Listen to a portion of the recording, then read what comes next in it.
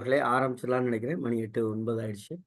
தோழர்களே, தமிழ்நாடு கலை இலக்கிய பெருமன்றம் முன்னெடுத்துக் கொண்டிருக்கும் ஒரு மகத்தான இலக்கிய பணியில், நாளும் ஓர் அதிகாரம் என்கிற தலைப்பின் கீழ், வான்புகழ் கொண்ட வள்ளுவனுடைய குரலை ஒவ்வொரு நாளும் பேசி, முற்றோதல் வாயிலாக மாணவிகள் செய்கின்ற அந்த முற்றோதல் வாயிலாக கேட்டும், அதேபோல் அதற்கு உரைப்பொழிவு தந்தும், ஒவ்வொரு நாளும் பின்னூட்டத்தால் அத்திருக்குறளை சுவைத்து தன் சுவைக்கு ஏற்றாற்போல அதை மாற்றி வெளிப்படுத்துகிற பாங்கின் அடிப்படையில் நாம் பயணித்துக் கொண்டிருக்கிறோம் தோழமைகளே. இன்றைக்கு தலைப்பு கொஞ்சம் சிக்கலான தலைப்பு என்று சொல்லுவதா, சிறந்த தலைப்பு என்று சொல்லுவதா, தமிழகத்தில் அடிக்கடி பேசப்படுகிற அரசியல் பயணங்களில் இந்த புலால் என்கிற வார்த்தை பெரும்பான்மையாக பயணித்து வருகிறது. மறுத்தல் என்று சொல்லுவதா அல்லது மறுதளித்தல் என்று சொல்லுவதா தெரியவில்லை. ஆனால் வள்ளுவர் புலால் மறுத்தல் என்றே பதிவு செய்கிறார்.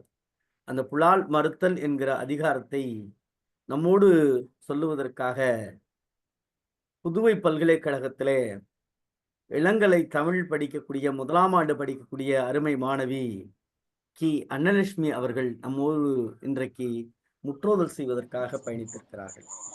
ஒரு கூடுதல் சிறப்பு என்ன என்று கேட்டால், புதுச்சேரியிலிருந்து எல்லை சிவகுமார் ஐயா எழுதி அனுப்பிய பொழுது, அம்மா புனிதவதி அவர்கள் பேசுகின்ற பொழுதும், ஐயா எங்களுடைய உரைப்பொழிவாளர்களுக்கு நாங்கள் தான் அந்த பிள்ளைங்களை முற்றோதல் செய்ய வைப்போம் என்று பாண்டிச்சேரியில் இருக்கக்கூடிய பெரும்பான்மையான கல்லூரி பள்ளிகளில் எல்லாம் பயணித்து ஒரு ஒரு நீண்ட நெடிய பட்டியலையே அனுப்பியிருக்கிறார்கள். அப்படி நம்மோடு பயணிக்கக்கூடிய இன்றைய மாணவி அன்னலட்சுமி அவர்கள். அதே போல இன்றைக்கு உரைப்பொழிவில் நம்மோடு இணைந்திருக்கக்கூடிய பேராசிரியர் விழுப்புரம் மாவட்டத்தில் இருக்கக்கூடிய பெரம்பையில் இருக்கக்கூடிய அன்றைக்கு கூட அவங்களுடைய துறை தலைவர் பேசினாங்க. ராக் கலை மற்றும் அறிவியல் கல்லூரியுடைய உதவி பேராசிரியர் ஐயா முனைவர் சுலை அகமது அவர்கள் நம்மோடு பயணிக்க இருக்கிறார்கள். இவர்களை பற்றி நாம் சொல்ல வேண்டும் என்று கேட்டால் நிறைய சொல்லலாம். ஐயா அகமது ஐயா அவர்கள் 200க்கும் மேற்பட்ட காணொலியை, அதாவது வலையொலியில் யூடியூப் பதிவேற்றம் செய்து அவர்கள் யூடியூப் சேனலே அவருடைய பெயராலே அமைத்து இன்றைக்கு அதற்கான முன்னெடுப்புகளை அவர்கள் செய்து வருகிறார்கள். அவை மட்டுமா என்று யோசித்து பார்த்தால் அவர்கள் எழுதிய நூல்கள் ஒன்று என்று இருந்தாலும் அடுத்த நூல் எழுதுவதற்கும் பதிப்பிப்பதற்கும் தயாராக இருக்கக்கூடிய நம்முடைய கற்றையாளர், ஆய்வு தொடர்பான இதழ்களில் தொடர்ந்து எழுதி வரக்கூடிய எழுத்தாளர், புதுச்சேரி மொழியியற் பண்பாட்டு ஆய்வு நிறுவனத்தில் பாவாணரை பயில்வோம் என்று அவருடைய கருத்தரங்கமாக இருக்கட்டும், அல்லது தாகூர் அறிவியல் கலைக்கல்லூரியில் இருக்கக்கூடிய கருத்தரமாக இருக்கட்டும், புதுச்சேரியில் இருக்கக்கூடிய மொழியியல் பண்பாட்டு ஆராய்ச்சி நிறுவனம் நடத்திய துளிப்பாவை பயில்வோம் என்கிற அந்த படைப்பு பயிலரங்காக இருக்கட்டும், காஞ்சி மாமுனிவர் பட்டமேற்படிப்பு மையம் நடத்திய கழகத்தோடு இணைந்து நடத்திய உலகத்தமிழ் மொழி நாள் பயிலரங்கமாக இருக்கட்டும், இப்படி பல்வேறு நிலைகளில் அவர் தொடர்ந்து பயிலரங்கங்களில் பயணித்து வரக்கூடிய நல்ல இலக்கிய ஆளுமை ஆவார். அவை மட்டுமல்லாது, பயிலரங்கம் மட்டுமல்லாது, கிட்டத்தட்ட 9க்கும் மேற்பட்ட, குறிப்பாக பல்கலைக்கழக நிதி நல்கையோடு நடைபெற்ற பெரும்பான்மையான கருத்தரங்கங்களில் பங்கேற்று கட்டுரையாளராக, கருத்தரங்க உரையாளராக பயணித்திருக்கக்கூடிய ஐயா அகமது அவர்கள் இன்றைக்கு நம்மோடு உரைப்பொழிவில் பயணிக்க இருக்கிறார். ஆக இருவரையும் தமிழ்நாடு கலை இலக்கிய பெருமன்றத்தின் சார்பாக தோழமையோடு வரவேற்பதில் நாம் மகிழ்ச்சி அடைகின்றோம். இன்றைக்கு 26வது நாளில் 26வது அதிகாரமான புலால் மறுத்தல். 26வது நாள் கிடையாது, ஏன்னா ஒரு நாள் தொடக்க நாளை நம்ம தவிர்த்துட்டு சொல்றோம். அப்படி பார்த்தால் 27 நாட்கள் புலால் மறுத்தல் என்ற அந்த அதிகாரத்தை முற்றோதல் செய்ய வருமாறு மாணவி அன்னலட்சுமி அவர்களை தமிழ்நாடு கலை இலக்கிய பெருமன்றத்தின் சார்பாக தோழமையோடு அழைக்கின்றோம். தோழமையே வருக, முற்றோதல் தருக. ஒரு சின்ன இடையூறு, எங்கேயோ யாருடையோ அலைபேசி அந்த அந்த சத்தம் வந்துகிட்டே இருக்கு. அது அப்பனா என்னன்னா 2 செல் பக்கத்துல இன்னொரு செல்லும் ஆன்ல இருக்குன்னு அர்த்தம். அப்படி கேட்கிறவங்க பக்கத்துல வேற எங்கேயாவது கொண்டு போய் வச்சிரலாம். அத முடிந்த அளவு தவிர்த்துட்டா நல்லதுன்னு நம்ம பார்க்கிறோம். ஏன்னா, அந்த ஓசை அ இடையூறாக இருக்கிறது. அன்னலட்சுமி அம்மா முற்றுதல் செய்யுங்க. இப்ப வரல. ம். அன்னலட்சுமி அம்மா ஆரம்பிங்க. ஐயா, என் பெயர் அன்னலட்சுமி. அதிகாரம் 26 புலால் மாறுதல் அறத்துப்பால். அம்மா நீங்க பேசுறது கேட்கல.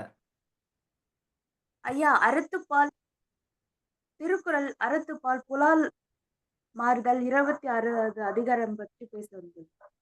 ஐயா, கேட்கிறதா? கேட்குது. சொல்லுங்கம்மா. ஐயா, குறள் எண் 251. ஐயா, சொல்லலாமா?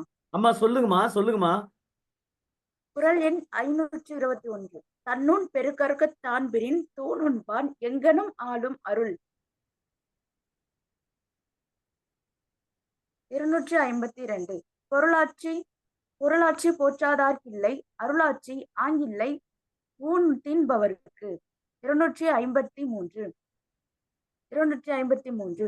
பகை கொண்டார் நெஞ்சம் போல் நன்றுண் பாதொன்றான் உடல் சுவை உண்டார் மனம். 254. அருள் அல்லது யாதெனும் கொல்லாமை போன்றல் பொருள் அல்லது தவுன். 255. உண்ணாமை உள்ளது உயர்நிலை ஊனுண்ணா அண்ணாதல் செய்யாதல். 256. திணற்பொருட்டால் கொள்ளாது உலகினின் யாரும் இடைப்பொருட்டால் ஊன் தருவார். 257. உண்ணாமை வேண்டும் புலால் பிறிதொன்றின் உண்ணாது உணர்வார் பெறின். 258. செயிரின் தலைப்பிரிந்த காட்சியார் உண்ணார் உயிரின் தலைப்பிரிந்த ஊன். 259. அவி செறிந்தாயிரம் வேட்டலின் ஒன்றன் உயிர் செகுத்துண்ணாமை நன்று. 260. கொல்லாமை புலானை மறுத்தானை கைகூப்பி எல்லா உயிரும் தொழும். ஐயா, நன்றிம்மா. நன்றி. நன்றி, மகிழ்ச்சிமா. இதற்கு உரைப்பொழிவு தருமாறு பேராசிரியர் அகமது ஐயா சுலை அகமது ஐயா அவர்களை அன்போடு அழைக்கிறோம்.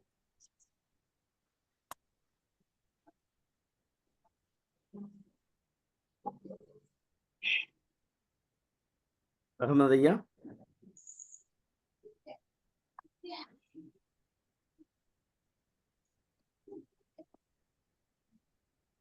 அகமது ஐயா.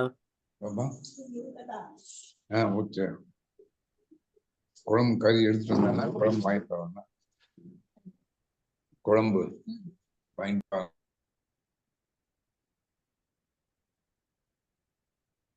அகமது ஐயா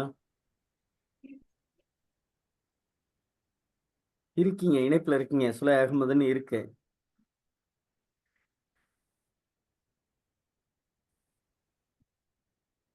வீடியோல எல்லாம் வந்தாரு, தயாரா இருக்காரு, இருந்தாரு. அவரு அடிக்கடி அவருக்கு இணைப்பு கட்டாய வருது. அதுதான் எனக்கும் புரியல.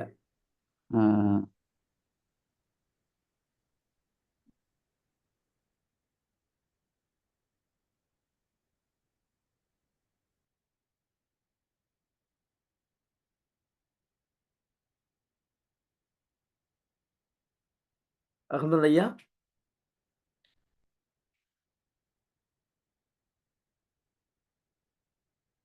அகமது ஐயா.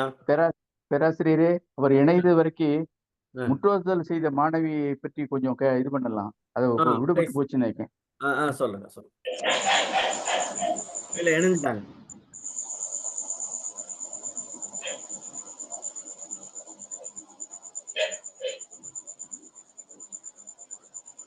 வணக்கம் ஐயா.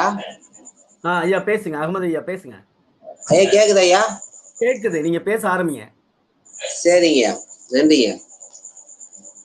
தமிழ்நாடு கலை இலக்கியம் பெருமன்றம் நடத்தும் நாளொரு திருக்குறள் அதிகாரம் இணைய வழி தொடர்பிலே பல் உள்ளங்கள் இணையும் நாளொரு நற்சிந்தனை தமிழ் பணக்கும் கிளியே தமிழ் மனம் பரவதுவே. திருக்குறள் அறத்துப்பால், பொருட்பால், இன்பத்துப்பால்.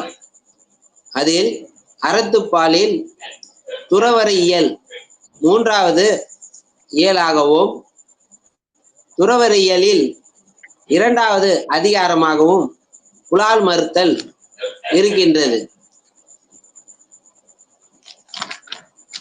இதில் பாரதி கூறுகின்றார், வள்ளுவன் தன்னை உலகிற்கு தந்து வான்புகழ் கொண்ட தமிழ்நாடு. பாரதிதாசனோ வள்ளுவனை பெற்றதால் பெற்றதே புகழ் வையகமும் என வள்ளுவனை புகழ்ந்து பாடுகின்றார். புலால் என்ற சொல் தமிழில் பல பெயர்களில் அழைக்கப்படுகிறது. உதாரணமாக புண், சதை, மாமிசம், கறி, இறைச்சி, முடை, ஊன், புலை என்ற இன்னும் பல பெயர்கள் காணப்படுகிறது. திருவள்ளுவர் புலால் மறுத்தலின் முதல் குறள், தன் ஊன் பெருக்கற்கு தான் பிரிது ஊன் உண்பான் எங்கன ஆளும் அருள் என்கின்றார். தன் உடலை வளர்ப்பதற்கு பிரி உடலின் உணவை நாம் எடுத்துக்கொள்ளும் போது அங்க கருணை என்பது வராது, அப்படிப்பட்டவர்களுக்கு அருள் கிடைக்காது என்று உறுதியாக கூறுகின்றார். 2வது குறளில் பொருளாட்சி போட்டாருக்கு இல்லை, அருளாட்சி ஆங்கில்லை ஊன் தின்பவருக்கு. சுருக்கமாக சொன்னால் அருள் உடையவருக்கு தகுதி எது என்றால் ஊன் உண்ணாமல் இருப்பதே என்று அழுத்த திருத்தமாக கூறுகின்றார். அக்குறளிலே பொருள் உடையாறு இருக்கின்ற தகுதி அப்பொருளை காப்பாற்றவருக்கு இல்லை, அருளுடையாருக்கு தகுதி ஊன் உண்பவருக்கு இல்லை என்று அழுத்த திருத்தமாக வள்ளுவ பெருமான் கூறுகின்றார்.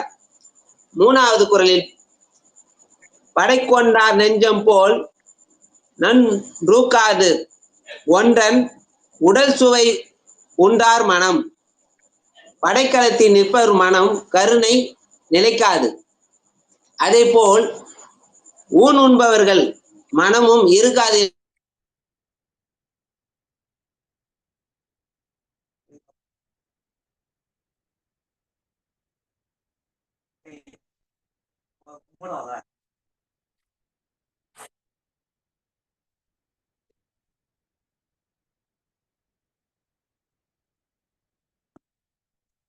அகமது ஐயா,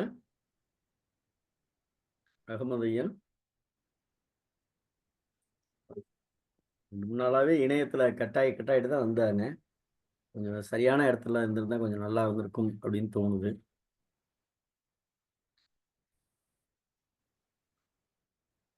ஐயா,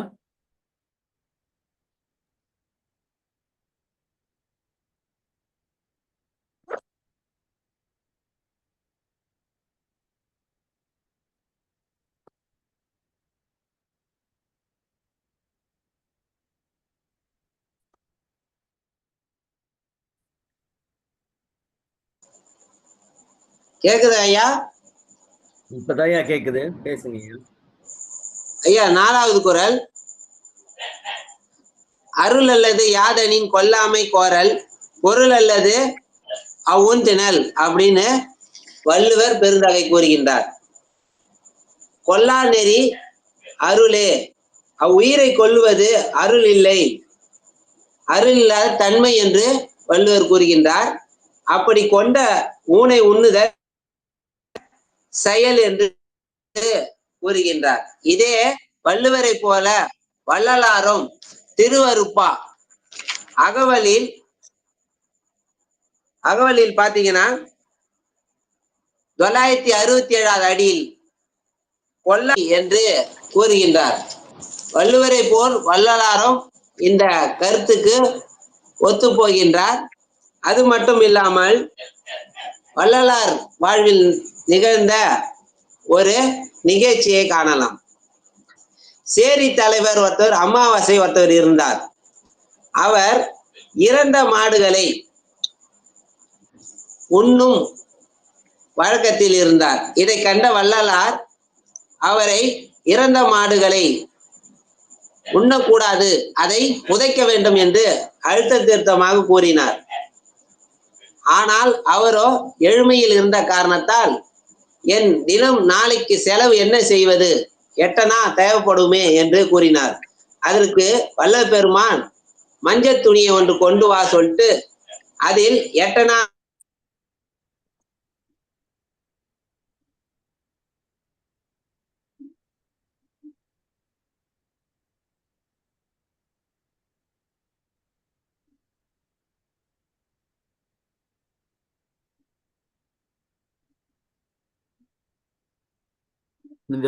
புனிதவதி அம்மா இணைப்புல இருக்கீங்களா? புனிதவதி அம்மா ஐயா சொல்லுங்க ஐயா. கொஞ்சம் ஐயாவை இணைப்பு இருக்கிற இடத்துல, இணைய வசதி இருக்கிற இடத்துல அந்த என்ன சொல்றது, அது அந்த இடத்துல இருக்க சொல்லுங்களேன் கொஞ்சம். ஏன்னா கட் ஆகிட்டே இருக்கேன்னா உங்க ஐயா வந்த 2-3 நாள்ல இருந்து வந்துட்டு போயிட்டு தான் வர்றாங்க. கொஞ்சம் பேசி அவங்கள்ட்ட தோணுங்கம்மா. நான் அதோ சொல்றேங்க ஐயா. அன்னலட்சுமி வீடியோவையும் மைக்கையும் ஆஃப் பண்ணிக்கோமா அன்னலட்சுமி.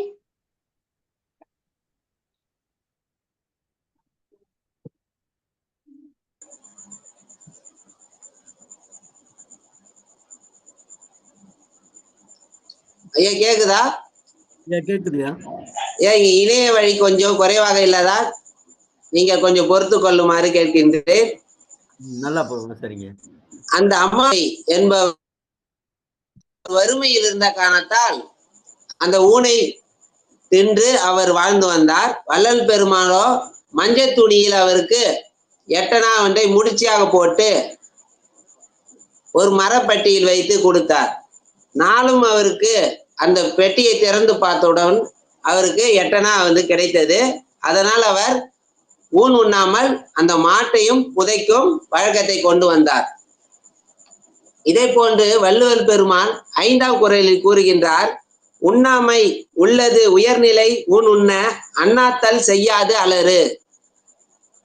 விளக்கம் கூறுகின்றார், ஊன் உண்ணாது இருப்பவர் உயர்ந்த நிலை. அப்படி ஊன் உண்டால் நரகம் அவனை வெளியே விட கதவை அடைத்து இருக்கும், திறக்காது என்கின்றார். இவரை போன்ற வள்ளலார் எச்சரிக்கின்றார் என்னவென்றால், புண்ணிய நதிகளின் நீராடினாலும் இறை வழிபாடுகளை செய்து வந்தாலும் ஞான நூல்களை கற்று இருந்தாலும் தான் தர்மங்கள் பல புரிந்தாலும் புலால் உணவு உட்கொள்ளும் செயல் அந்த நற்செயல்களை பலன்களை அனைத்தையும் இழக்கச் செய்து முடிவில் நரகத்துக்கு ஒப்பான துன்பத்தையே தேடி தரும் என்று வள்ளல் பெருமான் எச்சரிக்கின்றார். இதையே திருமூலர் திருமந்திரத்தில் 1ஆம் தந்திரத்தின் கூறுகின்றார், கொன்றிலாரை கொல்லச் சொல்லி தூண்டினாரே தின்றிலாரை சின்ன சொல்லி தண்டித்தார் பன்றியாய் படியின் கிடக்கும் 7 நரகம் ஒன்றுவார் அரண் மீது ஆணை.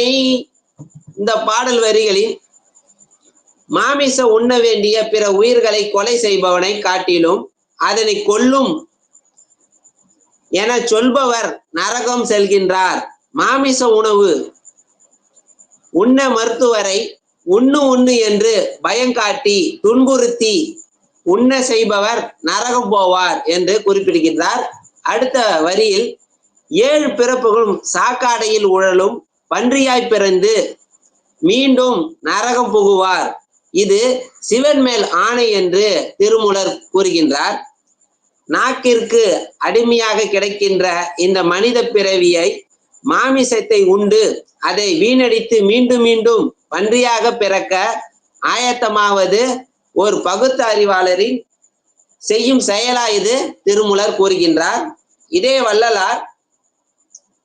வள்ளலார் சொல்வது, சொன்னபோது புத்தி உள்ள பிள்ளை என்றால் நெருப்பு என்றால் சுடும் என்று உணர வேண்டும் என்கின்றார். அடுத்ததாக 6வது குறளில் விளக்கம். உயிர் கொள்பவர் இல்லை என்றால் விற்பவர் இல்லை என்று வள்ளுவ பெருந்தகை கூறுகின்றார். உயிரை கொள்பவர் இல்லை என்றால் அதை விற்பவர் இல்லை என்று கூறுகின்றார். 7வது குறளில் புலால் என்பது ஓர் உடலில் ஏற்படும் புண், இதை அறிந்தவர் புலால் உண்ண மாட்டார் என்கின்றார். 8வது குறளில் தெளிவான அறிவு உடையோர் ஊன் உண்ண மாட்டார் என்கின்றார். 9வது குறளில் நெய் ஊற்றி 1000 வேள்விகளை செய்வதை விட ஒரு உயிரை கொல்லாமல் இருப்பது நல்லது என்று வள்ளுவ பெருமான் கூறுகின்றார். இதை போன்று புத்தர் வாழ்வில் நிகழ்ந்த ஒரு நிகழ்ச்சியை இங்கு குறிப்பிடுகின்றேன்.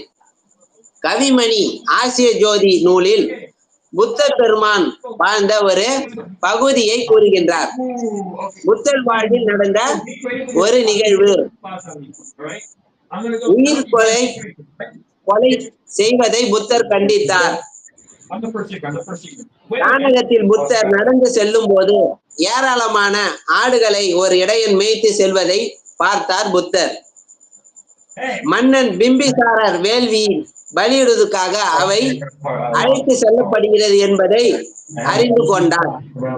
ஆட்டு மந்தையில் ஒரு சின்ன ஆடு கால் ஊனமாவதை தடுமாறி நடந்து கொண்டிருந்தது. இதை கண்ட புத்தர் மனமோ மல்லிகை பூ மாலை போல பரிவோடு குட்டியை தூக்கி கொண்டார். ஆடுகளோடு அவரும் அரண்மனை நோக்கி நடந்தார். உயிர் கொலை மாபெரும் பாவம் என்பதை அரசனுக்கு அறிவுறுத்தினார் புத்தர். அந்த வார்த்தையை கேட்ட மன்னன் திடுக்கிட்டு போனான். நீ இறைவனுக்கு ஆடுகளை பலியிடுவதாக சொல்கின்றாயோ? இறைவன் இந்த மாமிசத்தை உண்பானா? சற்றே யோசித்துப்பார் மன்னனே. மனிதருக்கும் ஆடுகளுக்கும் இறைவன் குழந்தைகள். ஒரே ஒரு வித்தியாசம்தான். மனிதர்கள் வாய் உள்ள பிள்ளைகள், ஆடுகள் வாயில்லா பிள்ளைகள். வாய் உள்ள பிள்ளை வாயில்லா பிள்ளையை அறிந்து கறி சமைத்து அதை கருணை நிறைந்த தண்டை உண்டு கழிப்பாரா என்று கேட்டார் புத்தர். இதை கேட்டு மனம் பதைத்த போனான் பிம்பிசார மன்னன். உடனே உயிர் பலி தடுக்கு நிறுத்தினார். அது மட்டுமில்லாமல் தன் நாட்டு மக்களுக்கு புலால் உண்ணக்கூடாது என்று ஒரு சட்டத்தை கொண்டு வந்தார். இந்த கதையில் ஆடுகளை வெட்டி வேள்வி நிகழ்த்ததை விட ஒரு உயிரை கொல்லாமல் இருப்பது நல்லது என்றார் புத்தர். இதே கருத்தை சிவவாக்கியார் சித்தர் கூறுகிறார். இறை வழிபாட்டில் புலால் மறுத்தல் வேண்டும். அதாவது சிவவாக்கியார் கூறுகின்றார், கடவுள் அருள் பெறுவதற்காக ஆடு, கோழி, பன்றி, எருமை போன்ற உயிர்களை பலியிடுகிறார்கள். அப்படி பலி கொடுத்தால் இறை அருள் பெற முடியுமா? பாவங்கள் தான் மிகுதியாகும், இறை அருள் பெற முடியாது. உயிர் பலி கொடுக்க கொடுக்க வறுமையும் பிணியும் பகையும் மன உளைச்சலும் ஏற்படும் என்கின்றார் சிவவாக்கியார். அவரின் பாடலில் தங்கள் தேகம் நோய் பெறின் தலைப்பிடாரி கோயிலில் பொங்கல் வைத்து ஆடும் கோழி பூசை பலியை இட்டிரே தங்கச் சொல்ல நலிமிருந்து நாளும் தோய்ந்து மூஞ்சராய் உங்கள் குலதெய்வம் உங்களை உலை குறைப்போமே உண்மையே என்கின்றார். கடவுள் பெறுவது, கடவுள் பெயரால் பலியிடுவது பாவச் செயல் என்று வள்ளல் பெருமானும் இதை கூறியிருக்கின்றார். அவர் வாழ்வில் பல காலங்கட்டில் நிகழ்ந்துள்ளது. அவை அவர் தடுத்தும் இருக்கின்றார். அடுத்ததாக வெளிநாடுகளின், அதாவது ஊனையே முதன்மையாக உணவாக கொண்ட ரோமா நாட்டில் இருந்து வந்த தத்துவ போதகர் ராபர்ட் நொபிலி துறவி அவர் கூறுகின்றார், துறவியாகிய குருக்கள் ஊன் உண்ணக்கூடாது என்ற தெளிவாக கூறியுள்ளார். இது மட்டுமில்லாமல் வள்ளலார் கூறுகின்றார், புலால் அதாவது ஊன் உண்ணவர்கள் புற இனத்தார் என்று கூறுகின்றார். உயிர் கொலையும் புலை பொசிப்பவரும் புற இனத்தார் என்று வள்ளல் பெருமான் பிரித்து காட்டுகின்றார். வள்ளல் பெருமான் யாரையுமே பிரிக்க மாட்டார். இந்த இடத்தில் அவர் இருக்கிறார். அக இனத்தார் புற இனத்தார் கூறுகின்றார். வடலூர் ஞான சபைக்கு நீங்க உள்ள நுழையும் போது வாசலில் ஒரு வாசகம் இருக்கும். குலை தவிர்த்தோர் உள்ள புகுக என்று ஒரு வாசகம் இருக்கும். இதில் குலையும் முக்கியமானது. வள்ளல் பெருமான் பல இடங்களில் இதை சொல்கின்றார். ஏனென்றால் இந்த புலால் மறுத்தல் அதிகாரம் என்பது பல அதிகாரங்களும் தொடர்புடையது. நேற்று பேசியது போல் அருளுடைமையும் நாளை பேச இருக்கின்ற மற்ற குறளுக்கும் தொடர்புடையது. குறிப்பாக அன்புடைமை, ஒழுக்க உடைமை, தவம், புகழ், இதுக்கெல்லாம் பார்த்தீங்கன்னா கொல்லாமை. ஏன் இந்த அதிகாரத்துக்கெல்லாம் புலால் அதிகாரம் தொடர்புடையது என்றால், புலால் மறுத்ததுக்கு முக்கியமாக வருவது அன்பு. அன்பு இருந்தால் தான் அவங்களிடம் ஒழுக்கம் இருக்க முடியும், ஒழுக்கம் இருக்க வேண்டும். அது மட்டும் இல்லாமல் புலால் அருளை பெறுவதற்கு கருணை வேண்டும். பிற உயிரிடத்தில் கருணை இருந்தால் தான் அருள் வர இருக்கும். ஆகையால் இந்த இடத்தில் நாம் என்ன என்றால், நாம் வாழ்வில் எதை கடைபிடிக்கின்றோம், சொல்வது ஒன்று செய்வது வேறு. அப்படி இல்லாமல் வள்ளுவர் பெருமான் கூறுகின்ற போல் நாம் பல கடைபிடித்து வாழலாம். அது மட்டும் இல்லாமல் பஞ்ச பெரிய பாவங்கள் என்று சித்தர்கள் அதிகமாக கூறியுள்ளார்கள். சித்த பெருமக்கள் அதிக பேர் இதை கூறியுள்ளார்கள். முதலில் பொய், களவு, கொலை, காமம், இப்படி பட்டியல் இருக்கிறார். 5 மகா பெரிய பாவங்கள் என்று. இதை போன்று ஔவையாரும் கொன்றை வேந்தன் என்ற நூலில் கொலையும் களவு தவிர் என்று கொன்றை வேந்தன் 63வது வரிகளில் குறிப்பிடுகின்றார்.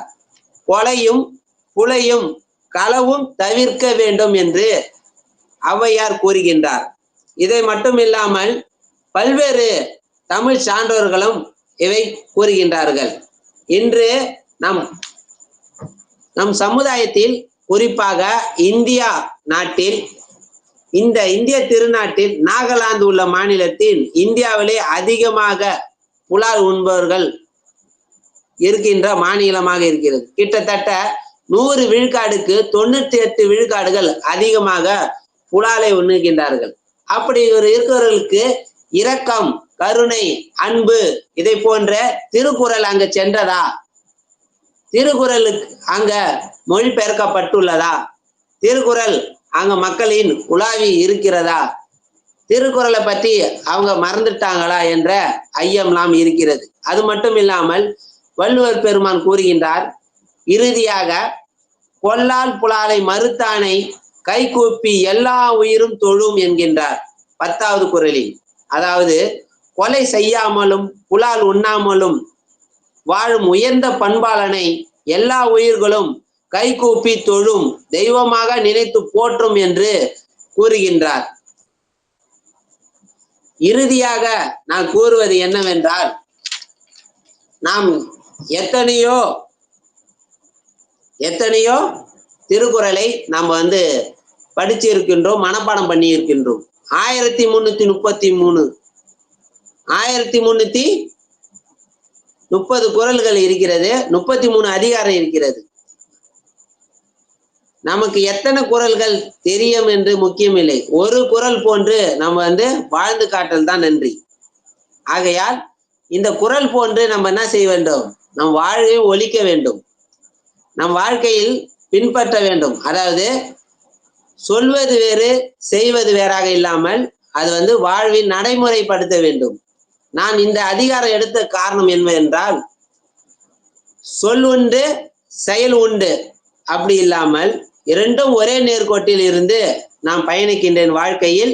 என் வாழ்க்கையில் புலால் மறுத்தல் இல்லாமல் வாழ்ந்து கொண்டிருக்கின்றேன் என்ற இந்த உரையில் நிறைவு செய்கின்றேன்.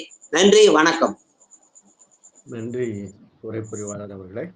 குறுக்கிட்டு ஒரு செய்தி, புலால் உண்ணுவதால் தான் நாகாலாந்து அப்படிங்கிற செய்தியை தவிர்க்க வேண்டும். ஏன்னா நெறியாளருங்கிற முறையில் நாம் பதிவு செய்ய வேண்டும். காரணம், திருக்குறள் படித்தார்களா படிக்கவில்லையா என்பது அது ஆய்வினுடைய போக்கு, அது வேறு.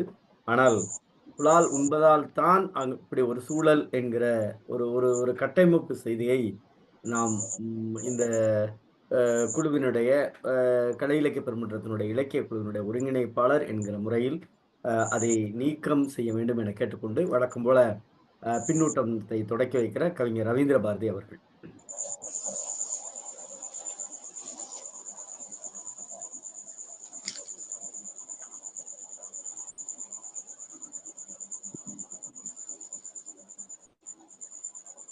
அன்பான தோழமை நெஞ்சங்களுக்கு வணக்கம். இன்றைக்கு புலால் மறுத்தல் என்ற அதிகாரத்தை முற்றோதல் செய்த அன்னலட்சுமி அவர்களுக்கு பாராட்டுக்கள். முனைவர் சுலை அகமது அவர்கள் எல்லா குரலுக்கும் நல்ல பொருளை விளக்கி இருக்கிறார். என்ன சிறப்புன்னா, அவரே இந்த புலால் மறுத்தலை கடைபிடிப்பது ஒரு பெரிய சிறப்பு. இது ஒரு உணவு பழக்கம். உலக நாடுகள் முழுக்க ஒவ்வொரு நாட்டுக்கும் ஒவ்வொரு சமூகத்துக்கும் ஒவ்வொரு வகையான உணவு பழக்கம் இருக்கிறது. அது உணவு பழக்கத்தை நாம் ஒருவருடைய உணவு பழக்கத்தை படிக்கவோ அல்லது ஒரு உணவு பழக்கத்தை போற்றவோ கூடாது.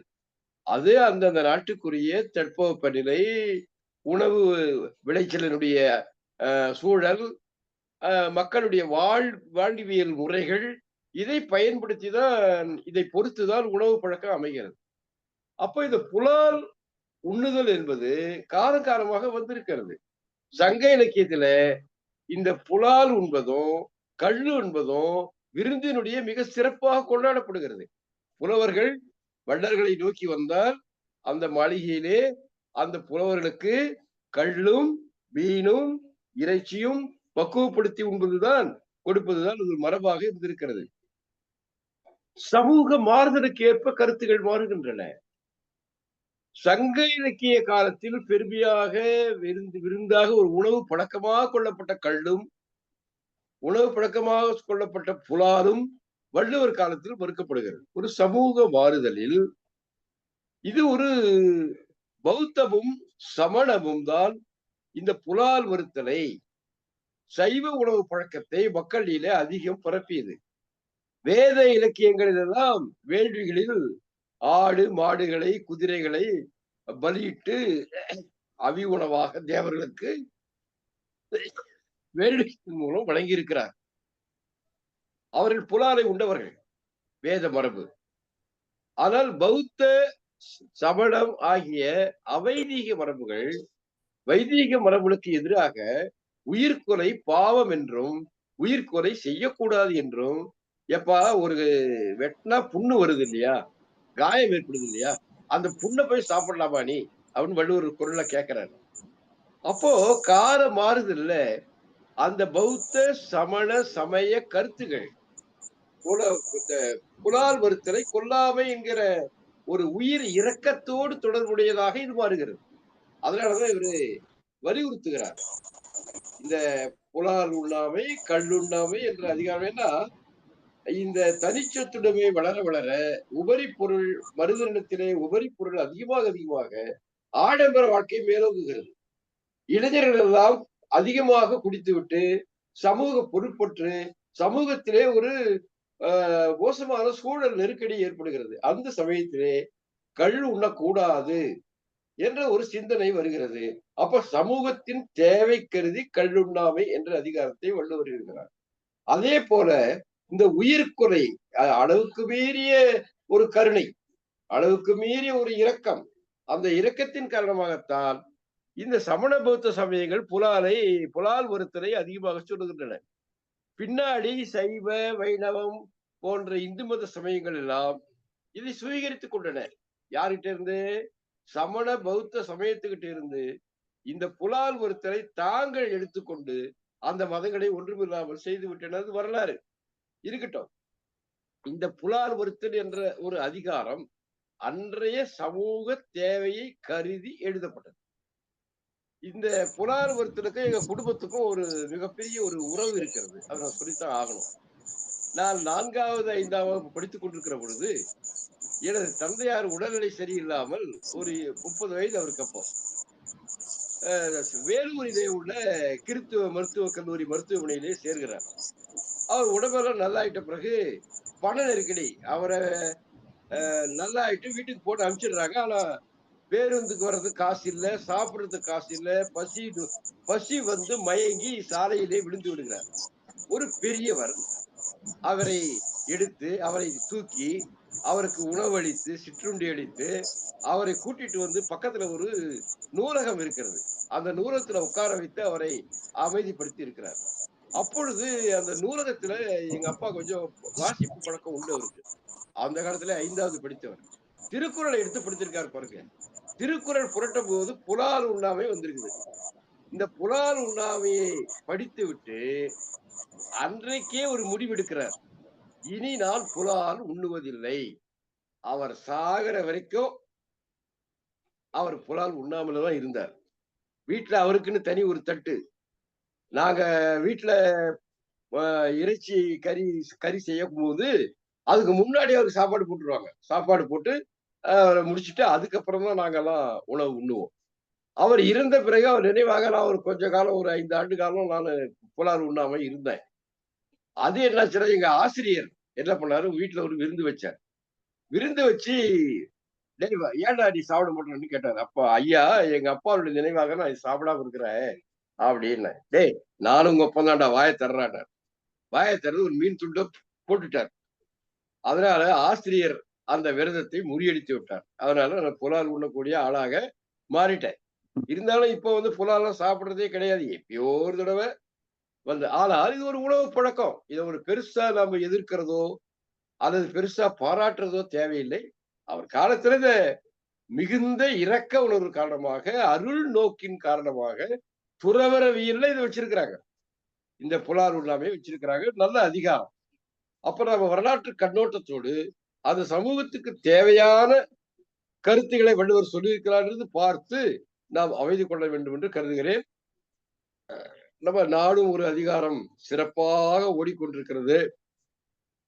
இதற்கு காரணமான நம்முடைய கலை என்ற பொதுச் செயலாளர், தலைவர், நம்முடைய ஒருங்கிணைப்பாளர், நம்முடைய இலக்கிய குழு இவர்கள் எல்லோருக்கும் என்னுடைய அன்பையும், வணக்கத்தையும், வாழ்த்துக்களையும் தெரிவித்துக் கொள்கின்றேன். வாய்ப்புக்கு நன்றி. இந்த முற்றோதல் செய்த மாணவியும், கருத்துரை வழங்கிய சுலை அகமதுக்கும் என்னுடைய அன்பான வாழ்த்துக்கள். 2வது அவருக்கு பாராட்டுக்கள். அவர் ஒரு இஸ்லாமிய சமூகத்துல பிறந்திருந்தாலும், ஏன்னா இஸ்லாமிய சமூகத்துல எல்லா விருந்தும் புலாலோட தான் ஆரம்பிக்கும். அப்படிப்பட்ட ஒரு சமூகத்தில் புலாலை மறுத்துக்கிறது மிகப்பெரிய ஒரு ஆற்றலும், மிகப்பெரிய தைரியமும் வேணும். அப்படிப்பட்ட ஒரு தைரிய நாதரான நம்முடைய சுலை அகமது அவர்களை பாராட்டி மகிழ்கிறேன். நன்றி, வணக்கம். நன்றி.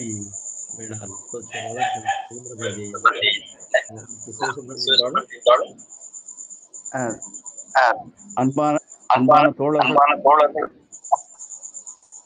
எதிரொலி யாரோ மைக் 2 மைக் வச்சிருக்காங்க. இப்ப பேசுங்க. அன்பான தோழர்கள் அனைவருக்கும் வணக்கம். இன்னைக்கு முற்றோதல் செய்த மாணவி அன்னலட்சுமிக்கு பாராட்டுகளும் வாழ்த்துக்களும். ரொம்ப அருமையா சொன்னாப்புல. அடுத்து உரையாளர் முனைவர் சுலை அகமது நன்றாக உரை நிகழ்த்தினார். சிறிது இணையவழி பிரச்சனைனாலும் அருமையாக நிறைவு செய்து விட்டார். முதல்ல மேனாள் பொதுச்செயலாளர் சொன்ன மாதிரி ஒரு இஸ்லாமிய சமூகத்தில் பிறந்து புலால் மறுத்தல் என்பது ரொம்ப ஆச்சரியமா இருக்கு. அவர் நம்ம இதை கேட்ட எல்லாருடைய நெஞ்சங்களிலும் உயர்ந்து காணப்படுகிறார். அடுத்து மேற்கோள் வள்ளலார், திருமூலர் பாடல்களிலிருந்து மேற்கோள் காட்டினாரு. பாடல்களை இசையோடு பாடியதும் மிகவும் அருமையாக இருந்தது. அவருக்கு பாராட்டுகளும் வாழ்த்துக்களும். முதல் பாடல்ல முதல் குறள்ல திருவள்ளுவர் சொல்ற தன் ஊன் பெருக்கிற்கு.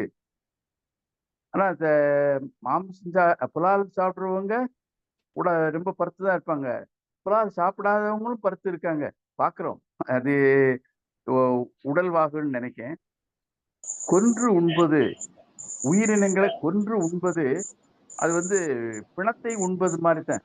அது பிணத்தை உண்பதற்கு சமமாகும். தன் உயிர் போல் பிறர் உயிரை நினைக்கின்ற ஒரு பொதுநலம் நோக்கு வந்துட்டுனா அதெல்லாம் அப்படி சாப்பிட மாட்டாங்க. இதுல வந்து புறவரவைகள்ல வருது அருளுடைமையும் புலால் மருத்துவம். ஆனாலும் இல்லற நெறியில் வாழ்வோருக்கும் இன்றியமையாத தேவை என்றே சொல்ல தோன்றுகிறது. அபிசொரிந்து 1000 வேட்டல் 1000 அதாவது வேள்விகள் 1000 வைக்கிறது. பல உயிரினங்களை கொன்று பலியிட்டு 1000 வேள்விகள் செய்வது மோசமானது. வேள்வியை வந்து முன்னாடி திருவள்ளுவர் மறுத்திருக்கிறாரு, இங்கேயும் மறுக்கிறார். அது அப்படி மறுக்கிறார். வேள்விகள் செய்வது யாருன்னு உங்களுக்கு தெரியும். ஆகவே அவர்கள் ஆதி காலத்தில் பல உயிரினங்களை பலியிட்டிருக்காங்க, வேள்விக்காக பலியிட்டிருக்காங்க. அவங்க யாருன்னு உங்களுக்கு தெரியும். ஆனா மேலாள் பொதுச்செயலாளர் சொன்னது ஒரு உண்மை. அதை நமக்கு எல்லாருக்கும் தெரியும். பௌத்த சமணர்களிடமிருந்து சைவ வைணவர்கள் இந்த புலால் மறுத்தல் என்ற கொள்கையை சுவீகரித்துக் கொண்டார்கள். அதுதான் உண்மை. அதுக்கு முன்னாடி எல்லாம் சாப்பிட்டுக்கிட்டு இருந்திருக்காங்க. அடுத்து இந்த புலான் கொழுப்பு, அதுதான் இப்ப மாரடைப்புக்கு ரொம்ப முக்கியமான காரணம் அப்படின்னு சொல்றாங்க. அதனால உடல் நலம் கருதுபவர்கள் யாரும் இதை பிற உயிரினங்களை உண்ண மாட்டார்கள், சமைத்து உண்ண மாட்டார்கள் என்று சொல்ல தோன்றுகிறது. கொல்லான் புலால் மறுத்தானை எல்லா உயிரும் கைகூப்பி தொழும் அப்படின்னு சொல்லியிருக்காப்புல. கொல்லான் புலால் மறுத்தானை கைகூப்பி எல்லா உயிரும் தொழும். எல்லா உயிரும் தொழும். ஆனா குறிப்பாக நான் சொல்றது என்னன்னா, கொல்லப்படும் உயிரினங்கள்லாம் அவங்க அதை கொல்லாட்டா அந்த உயிரினங்கள்லாம் அவங்கள பார்த்து தொழும் என்றே சொல்ல தோன்றுகிறது. வாய்ப்புக்கு நன்றி, வணக்கம். நன்றி தோழமையே. அடுத்ததாக ஐயா முத்துக்குமாரசாமி ஐயா.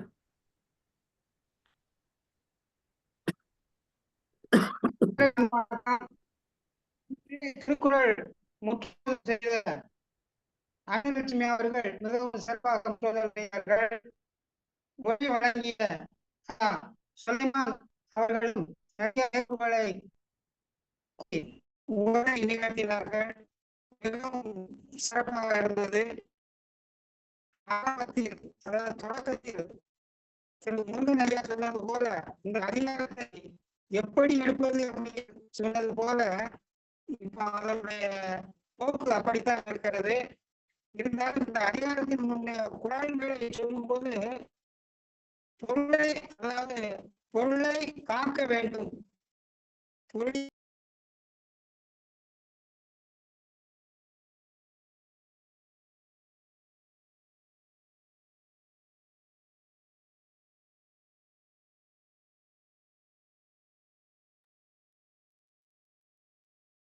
ஐயா இணையவழி இடர்பாடு உள்ளது. முதல்ல இருந்தே கொஞ்சம் இதா இருந்துச்சு. ஆமா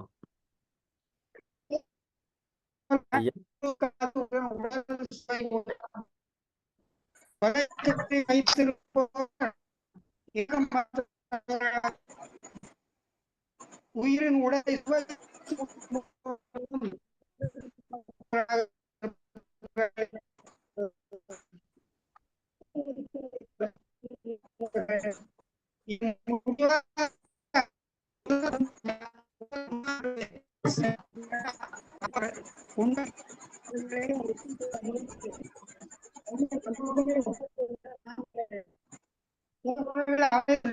ஐயா நீங்க பேசுறது சுத்தர கேட்கல.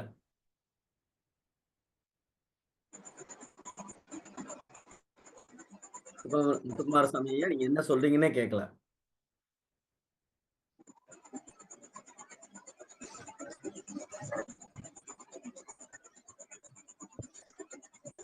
குமாரசாமி ஐயா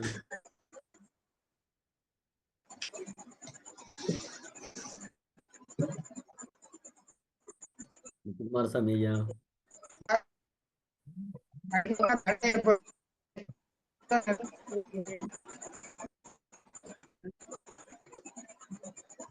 குமாரசாமி ஐயா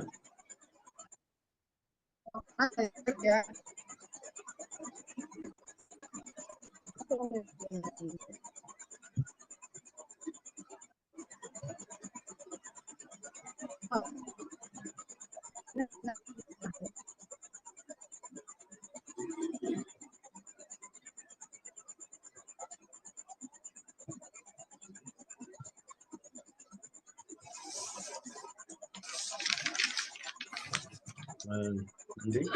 குமாரசாமியை வந்து பார்த்துக்கலாம். அடுத்ததாக பொதுச் செயலாளர் பேசுறதுக்கு முன்னாடி ஐயா, நாகராஜன் ஐயா.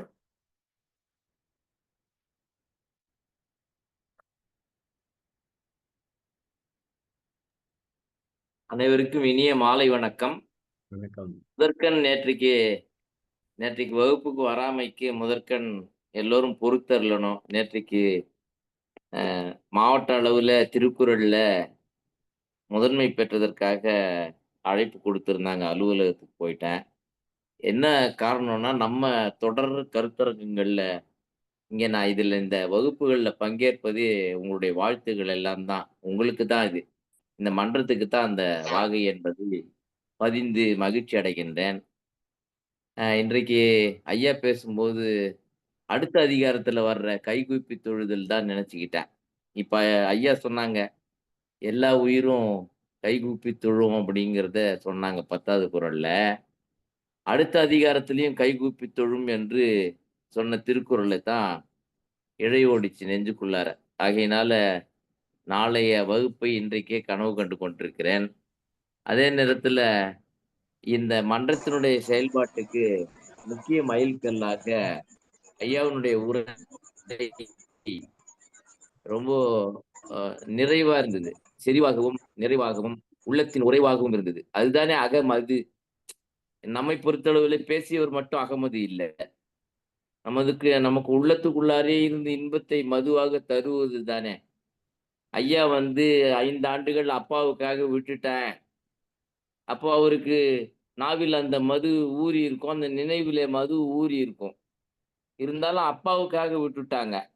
இருந்தாலும் ஆசிரியர் சொல்லை தந்தை சொல் மிக்க மந்திரம் இல்லைன்றது எப்படியோ அதை போலத்தான் ஈன்றெடுத்தவன் ஒரு பிதா, இன்னொரு புகட்டினவன் இன்னொரு பிதா.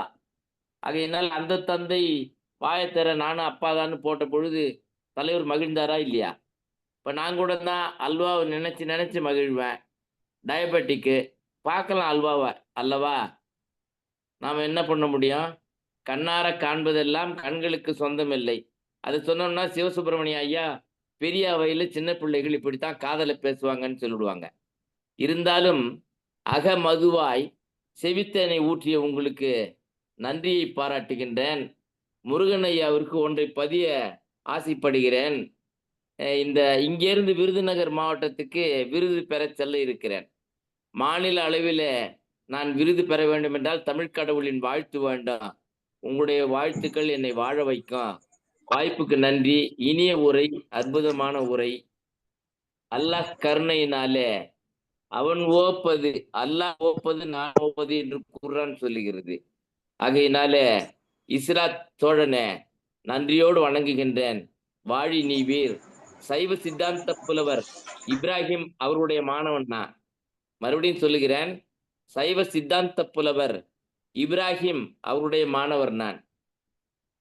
மதங்களை கடந்து மனங்களை கடந்து வாழ முடியும் என்று சொன்னால் தமிழ்தான் பலம், தமிழ்தான் பாலம்.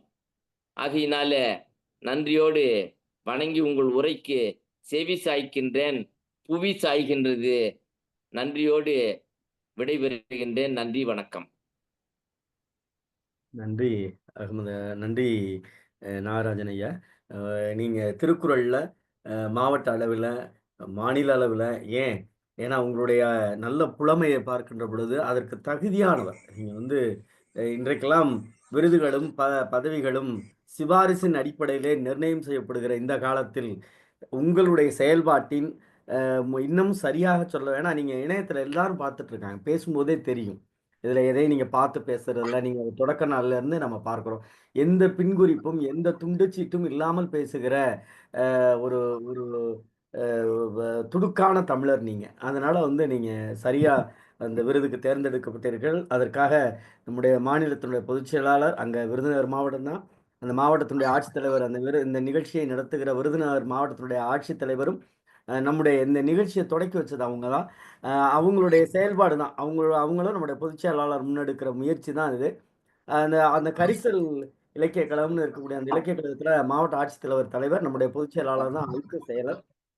ஆகவே உங்களை இருகரம் கூப்பி விருதுநகர் மாவட்டம் என்பதை காட்டிலும் தமிழ்நாடு கலை இலக்கிய பெருமன்றம் அங்கும் உங்களை வரவேற்கும் என சொல்லி, உண்மையிலே நீங்கள் பெற்ற பரிசு உங்களுக்கு வழங்கப்படுகிற பரிசுன்னு சொல்றதை காட்டிலும் உங்களுக்கு வழங்கப்படுகிற அந்த அங்கீகாரம், உங்களுக்கு உங்களை மகிழ்விக்கிற அந்த நல்ல செய்தி கலை இலக்கிய பெருமன்றத்திற்கும் மகிழ்வாக இருக்கிறது. காரணம், நாம் சரியான ஆளுமைகளோடு தான் இந்த இணையவழி பயணம் தொடருகிறது. ஏதோ ஒரு போற போக்குல நம்ம இப்போ தொடரல.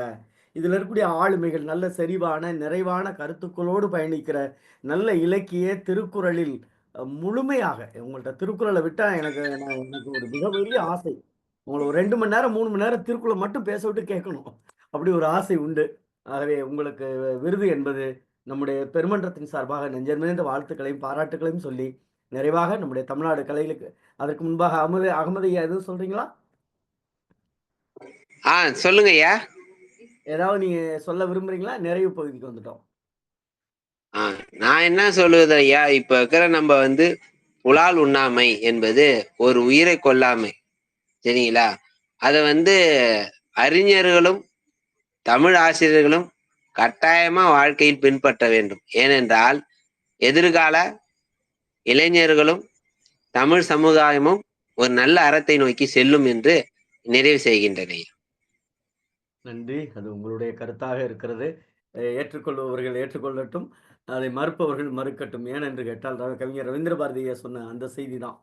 உணவு பழக்க வழக்கம் என்பது அவருடைய சொந்த விருப்பம். இந்த உலகத்தில் இந்த உடல் பிரசவிக்கப்படுகின்ற பொழுது அவனுடைய வாழ்வியல் முறையில் என்பது இன்னமும் சொல்லப்போனால் ஒவ்வொரு இனக்குழுக்கும் ஒவ்வொரு அடையாளங்கள், உணவு பழக்க வழக்கம், பண்பாட்டு கூறுகள் எல்லாம் தாங்கி இருக்கிறது தான் இந்த தமிழ் சமூகம்.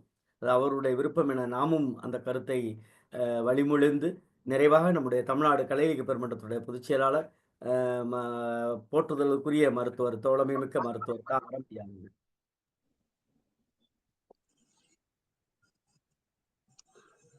தோழர்கள் அனைவருக்கும் வணக்கம். நல்லா முற்றுதல் செய்த மாணவி எந்த குறிப்புகளும் இல்லாமல் மிக அருமையாக 10 குறள்களையும் சொன்னாங்க.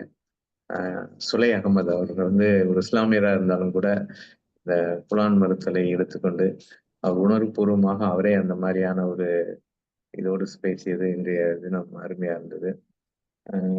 ரவீந்திர பாரதி சொல்றது ஏற்கனவே சொல்லிட்டாங்க. இன்னைக்கு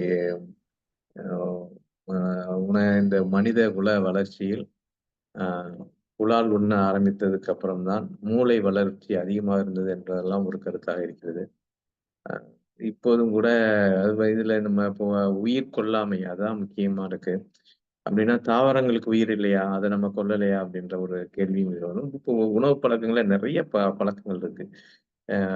இது ஜெயின மதத்தை எடுத்துக்கொண்டால் முளைக்கும் தன்மையுள்ள எதையுமே தாவரங்களையும் சாப்பிட மாட்டாங்க. அவங்க அந்த வெள்ளைப்பூடு, வெங்காயம் இந்த மாதிரி கூட அவங்க எடுக்க மாட்டாங்க.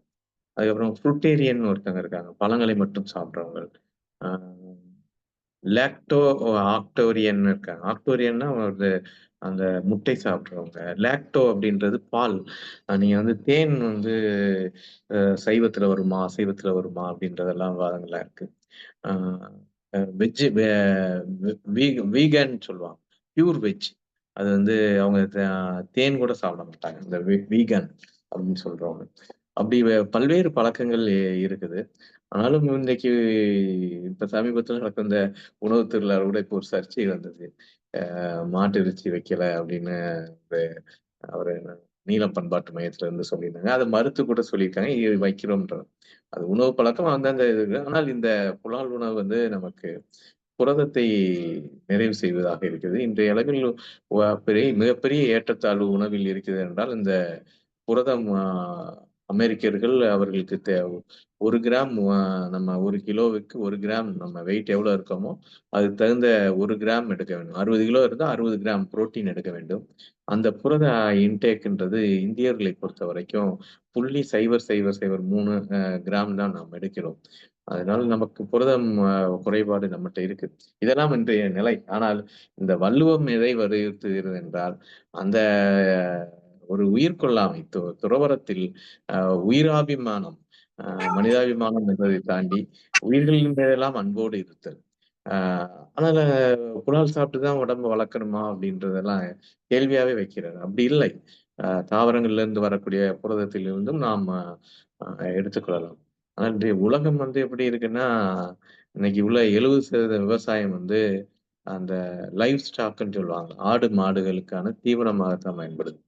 விவசாயம் வந்து மனிதர்களின் உணவுக்காக அல்ல, ஆடு, மாடுகளின் தீவனங்களுக்காக தான் 70% இன்றைய இது நாடு இருக்கு.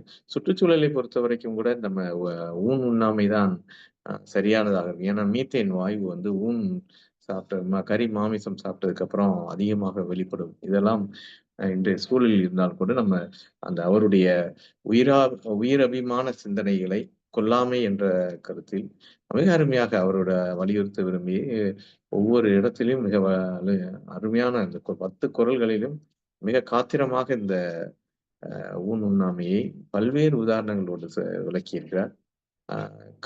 பின்னோட்டத்தில் கலந்து கொண்ட அனைவருக்கும் நன்றி. ஐயா நாகராஜன் ஐயாவை அடுத்த 29, 28 விருதுநகரில் நடைபெறக்கூடிய மாநில அளவிலான திருக்குறளின் மேலாண்மை அரசு பணியில் இருக்கக்கூடிய தமிழக அரசு பணியில் உள்ளவர்களுக்கான ஒரு நிகழ்வு.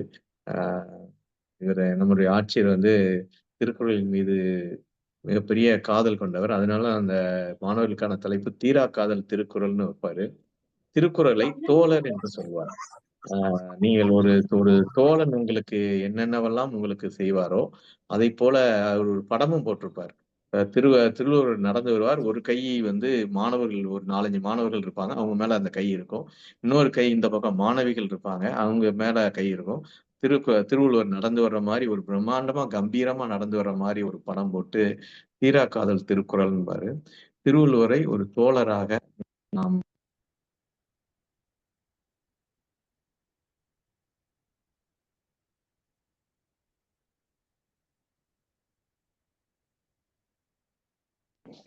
கேக்குதா ஐயா?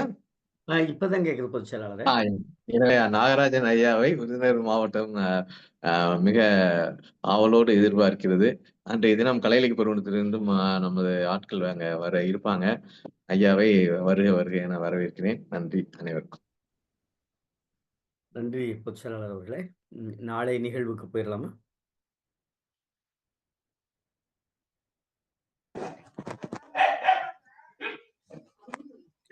நாளை நிகழ்வுக்கு போயிடலாமா? தவம். ஐயா முனைவர் லோகநாதன், உதவி பேராசிரியர், அறிவியல் மற்றும் மாந்தவியல் துறை, VRS பொறியியல் மற்றும் தொழில்நுட்ப கல்லூரி, அரசூர், விழுப்புரம் உரையாளரா வராங்க. நன்றி பொதுச் செயலாளர் அவர்களே. தோழர்களே, நம்முடைய கலை இலக்கிய பெருமன்றம் ஒரு மகத்தான பணி போல வாழ்வியல், மனித வாழ்வியலை பதப்படுத்துகிற, நெறிப்படுத்துகிற, இன்னும் சரியாக சொல்ல போனால் ஒரு மனிதன் பிறந்ததற்கான நோக்கத்தை அறிவதற்கான மிகப்பெரிய ஆயுதமாக திருக்குறள் அமைகிறது.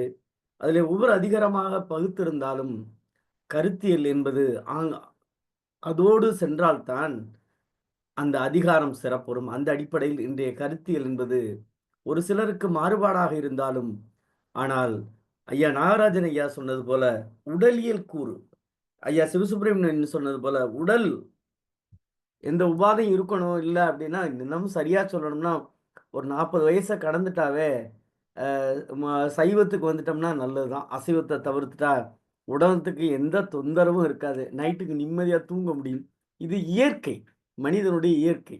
ஆக அந்த அடிப்படையில் வள்ளுவன் எதே யோசிச்சு தான் சொல்லியிருக்காரு. வள்ளுவன் சும்மா ஒன்றும் சொல்லலை. அவர் எழுதுகின்ற பொழுது அவருடைய வயது என்னன்னு தெரியலை.